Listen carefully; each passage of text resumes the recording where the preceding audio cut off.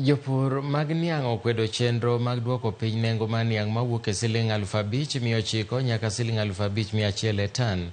Jopur go kod jorego mag niang bende okwedo okang' mar sirikal mar kelo sukari mawuok e pinje maoko. E bwo dwe achiel mokalo, duolno noduoko nengo mar niang piny kochakore Sh6,50 nyaka Sh5,100 e tan.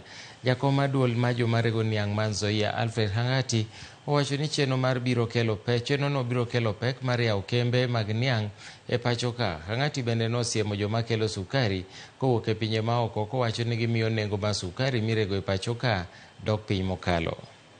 Na maoni ya Wakenya ama wakulima kutoka Nandi ilitokea na wakatoa recommendation yao, lakini cartels wametake over na kuamua ya kwamba wanataka kuenda their own way. Sisi kama Masob tuko na msimamo wetu, tutapaki na Butali shuka na West Kenya shuka. 2 millers wako free kufanya kazi na wakulima wote. Tunakataa mambo ya zoning.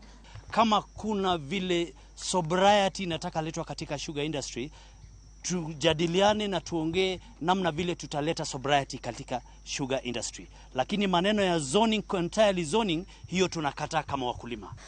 If we are using the Nandi, Kericho and Uasin Gishu zone, we only have 2 millers in Kericho.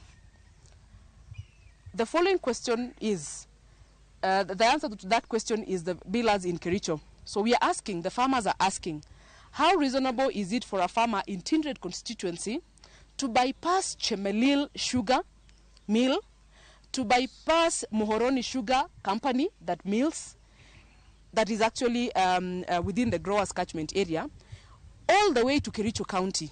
That is 20 kilometers, and you have to bypass that to go a whole 200 kilometers to be able to get to Kericho.